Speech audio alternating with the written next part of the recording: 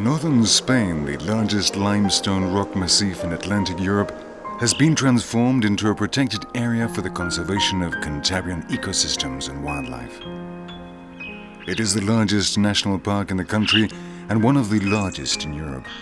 A world of high mountains, alpine meadows and leafy forests, which was also the stage for important episodes in Spanish history.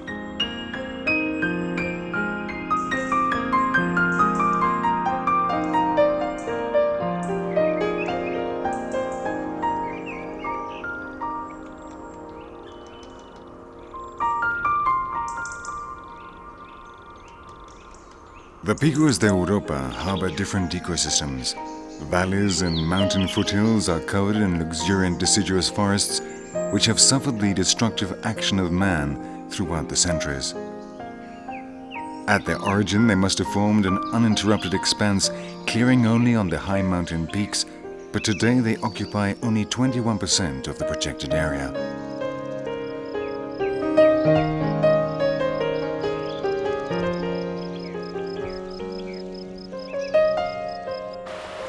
Water is one of the park's main ecological factors. There is an abundant rainfall pattern, and on the summits, thousands of cubic meters of water are deposited each year in the form of snow. The water enables the existence of the dense forest mass, and the animal life finds food and shelter in the depths of the wood.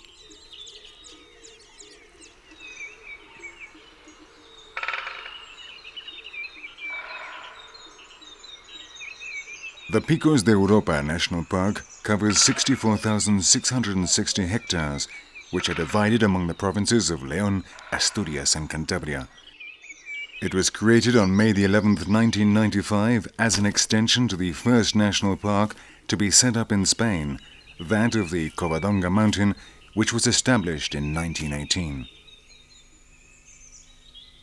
Although the forest mass is a mere reflection of what must have existed before human settlement, the forests of the Picos de Europa contain almost all the plant species to be found along the Cantabrian coast.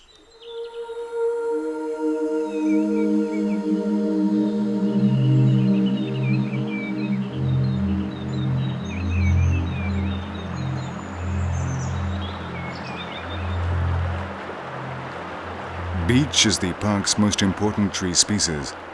The beech forests form a wooded belt at an altitude of between 700 and 1,500 meters, protecting the ground from erosion and generating a rich, moist layer beneath them, which is why they are called the wet nurses of the mountains.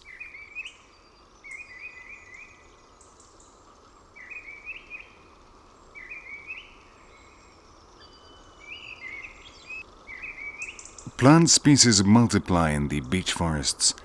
There are oaks, birches, servals of hunters, some yews, gall oaks, mostajos, and a tree known locally as chardon, or mother of the fauna, the holly tree.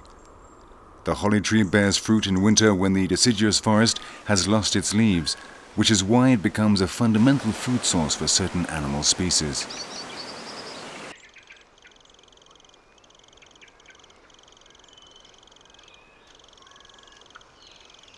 But if the winter is the time of shortage in the deciduous forest, autumn is the season of plenty.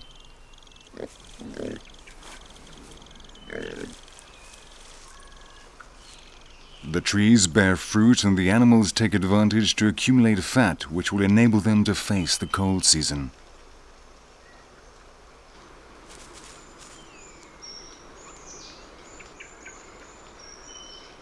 In this delicate ecological chain, hunters and prey sustain a fragile balance. Without the fruits of the forest and its protective covering, the first links would not exist, so that it would be impossible for the rest of this biological community, so rich in plant and animal species, to develop.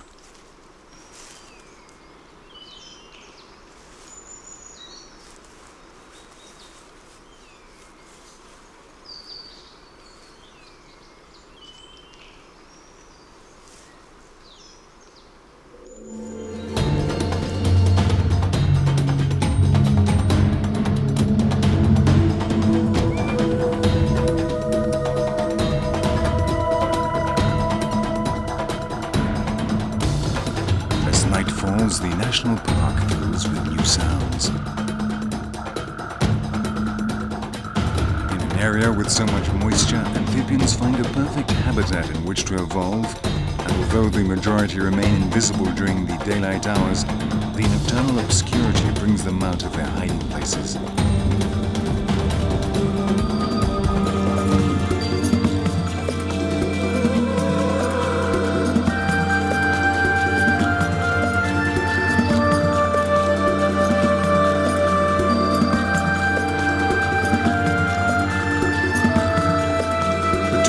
Of March and April, the common toads gather in the ponds and small lagoons to mate. They are terrestrial animals throughout the year, but when the mating season arrives, they approach the water, observing an astonishing loyalty to the same places year after year.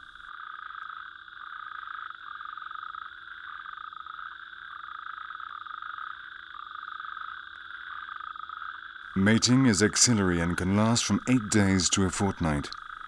The females, who lay up to 7,000 eggs, lay them in the water, leaving a string of black eggs which will hatch between 2 weeks and 18 days later.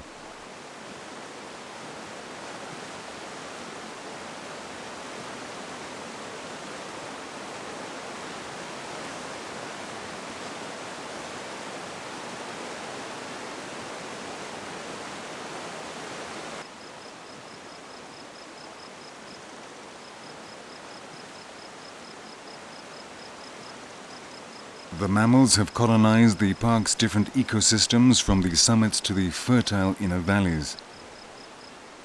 The changes brought about by man in some of these ecosystems have depleted or moved the most specialized species, while others, such as the fox, have been transformed into survival specialists.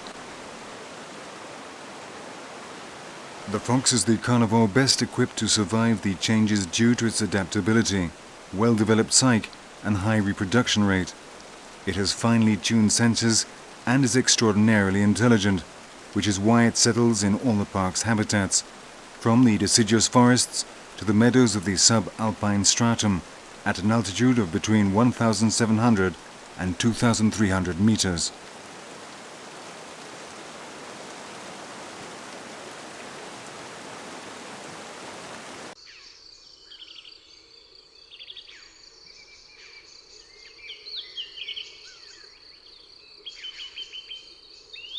The great majority of the large mammals live or depend on the deciduous forest. There are more food resources among its depths, and the lush vegetation provides a shelter where they can hide from predators.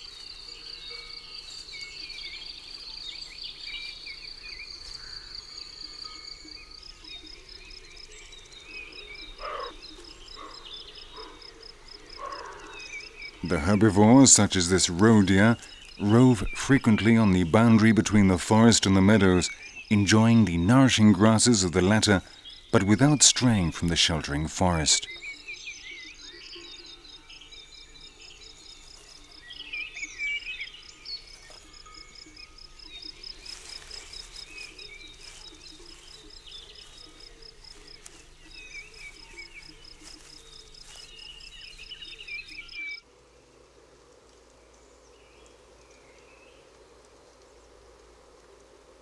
Also making their way to the meadows are the chamois, or robezos, as the locals call them.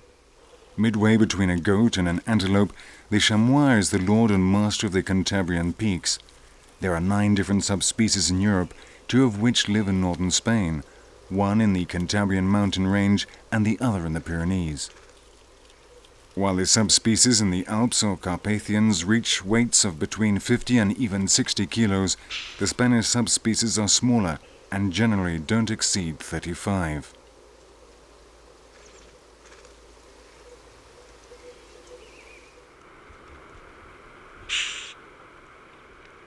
While the majority of herbivores seek protection in the forest when they feel threatened, the chamois adapted to life on the summits flee to rocky places and take refuge on the escarpments where no predator can reach them.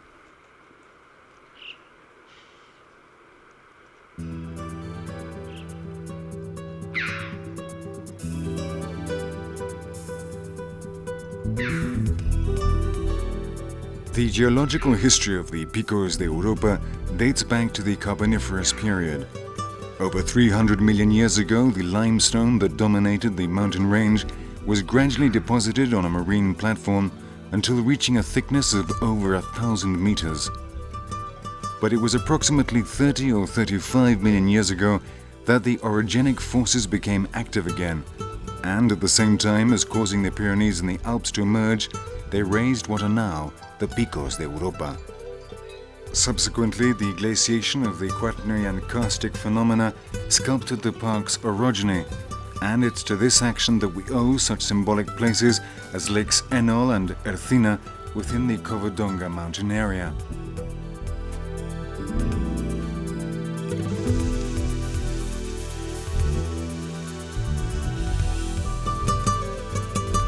The last glaciation of the Quaternary took place 15,000 years ago at a time when prehistoric man had already settled in these territories.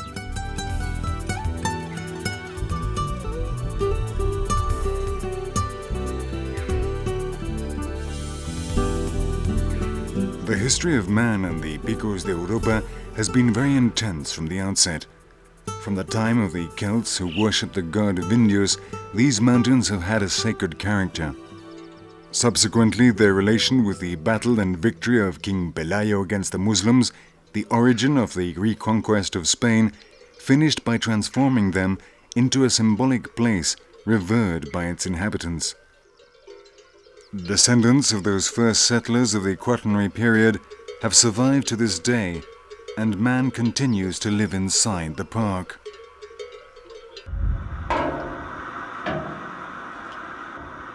Pasturing is an activity which dates back centuries and which is still permitted within the protected area.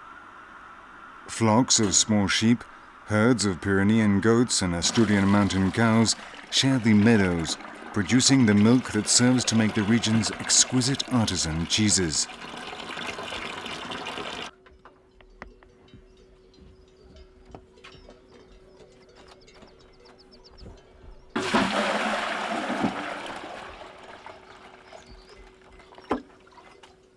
When the Covandonga Mountain National Park was created, precursor to the present-day Picos de Europa Park, which encompasses it, locals were already grazing their flocks in the region, which is why they were allowed to continue with their domestic animals. Man's pressure on nature then began to intensify. Wild animals gradually started taking shelter in the protected areas, while their numbers began to decline in the forests that were free of restrictions.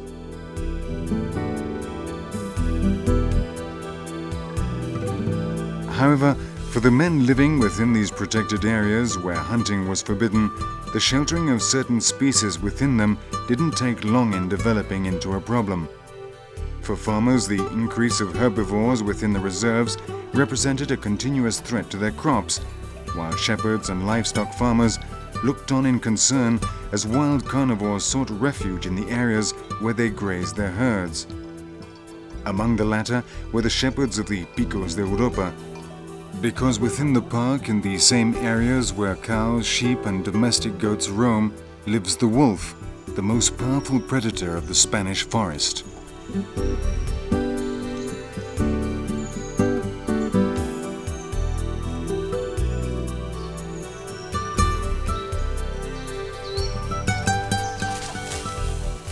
In primitive societies, when man was still a hunter and gatherer, the wolf was a totemic figure that was admired and respected. But when agricultural and livestock societies began to develop, wolves became competitors that occasionally killed domestic animals, and their image changed from that powerful totemic figure into the personification of evil.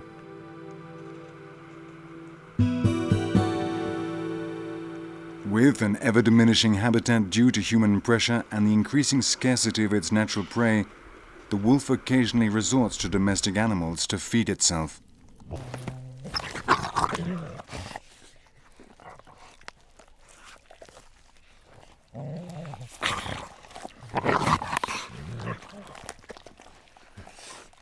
To compensate their protection with the damage they cause to shepherds in the park, the authorities pay for the animals that the wolves kill, although they are often attributed the deaths of sheep and goats that have been caused by attacks of cimarrones, domestic dogs turned wild that hunt in packs and aren't afraid of man's presence.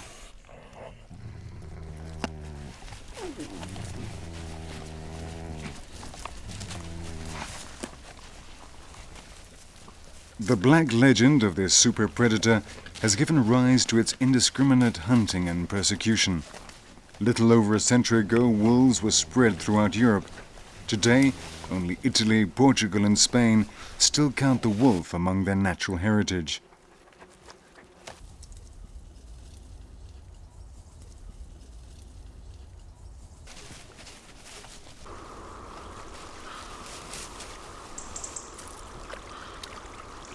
The wolf's eating habits make it dependent on large-sized prey, such as deer, roebuck and wild boar.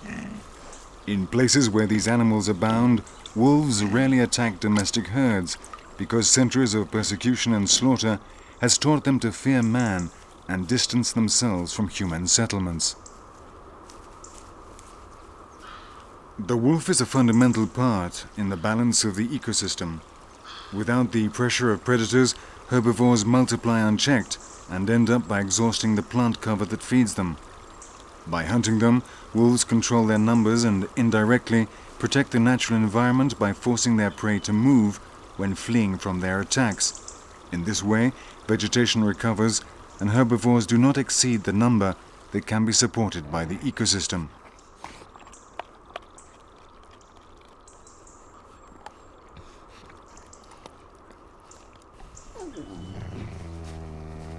The wolf also makes a natural selection process by eliminating the weakest or maimed animals, so that it strengthens the herbivore populations on which it feeds.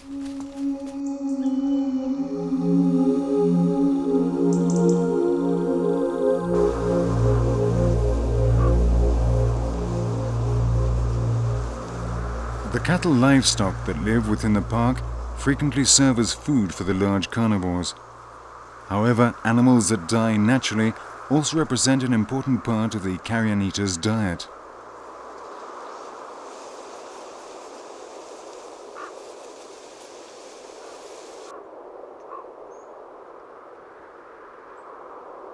When a sheep dies, a whole procession of ghouls file past the corpse. First come the magpies and ravens, having to hurry before the arrival of the more powerful birds. Then come the griffin vultures, and the Egyptian vultures don't take long to appear, alerted by the presence of the corvidae, which they see from the sky at heights of hundreds of meters.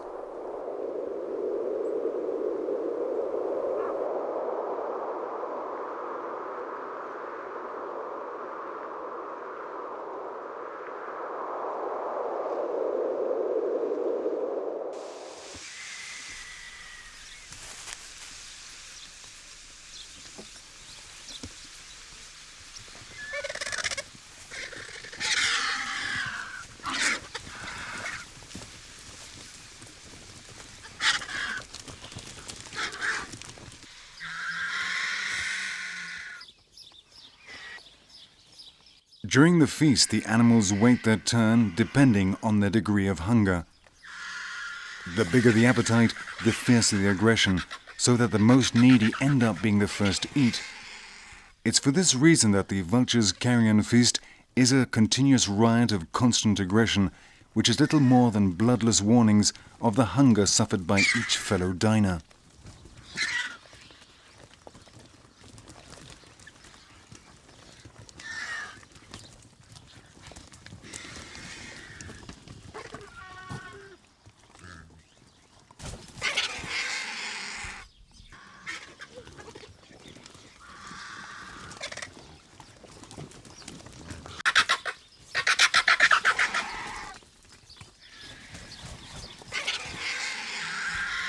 When vultures succeed in finding a corpse, they eat as much as they can, so that on occasions when they have finished, they weigh so much that they can't manage to take off and have to rest alongside the dead animal until they have digested.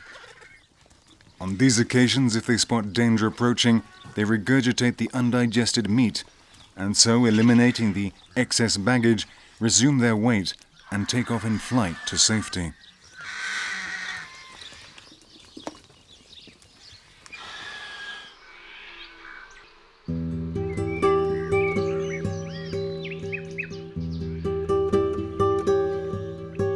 Within the Picos de Europa mountains, those of Covandonga are the most symbolic, not only because it is the area of the first Spanish national park, but also because of their important role in Spain's history.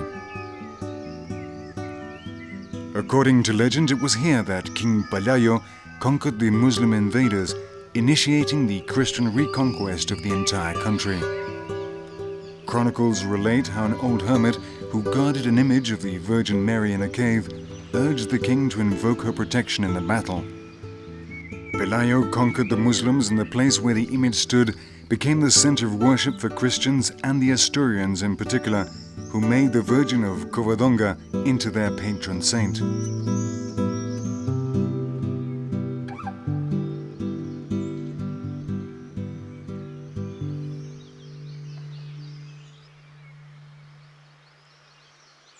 In Covandonga today, a basilica commemorates the triumph of the Christian king, and just a short distance away, in a lime rock face, the legendary cave is preserved where the Santina is revered, the image of the Virgin patron saint of Asturias.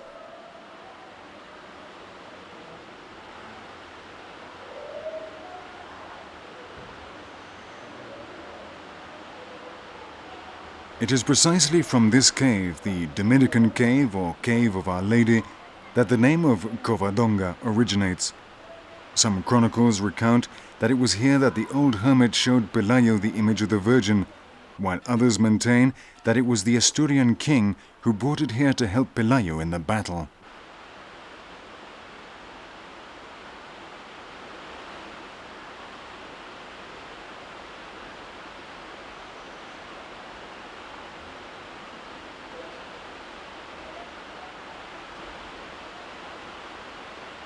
The inside not only contains important images of worship, it also serves as the eternal resting place of the famous King Pelayo, the one who gave Covandonga an unforgettable role in the history of Spain.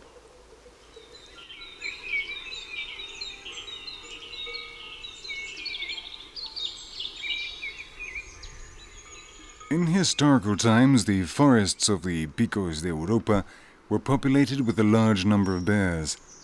The very son of Pelayo, Fabila, died while hunting them in these mountainous lands. Today, however, the bear is the rarest and most powerful animal in the park.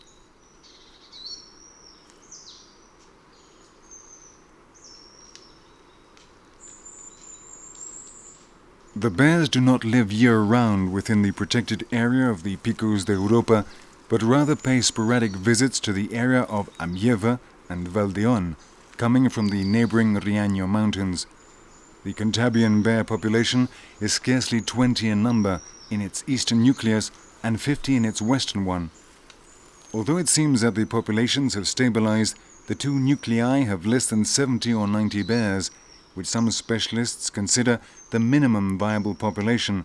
In other words, that the population has a 95% possibility of sustaining itself for 100 years without the direct intervention of man. For centuries, men have hunted and killed the bear, fearing for their herds or attracted by its trophy, until pushing it to the edge of extinction. It's a similar story to that of the wolf, but the bear is less adaptable and finds it much more difficult to recover its numbers. Today, the reserves of the Cantabrian mountains are the last hope for the Iberian bear, since the Pyrenean population seems condemned to disappear definitively. The authorities compensate livestock and crop farmers for damage caused by the bears. The government and private institutions are joining forces to save them. And little by little it seems that the bears are beginning to recover. Perhaps at some point in the future, they will become numerous again in the fertile beech forests of the Picos de Europa National Park.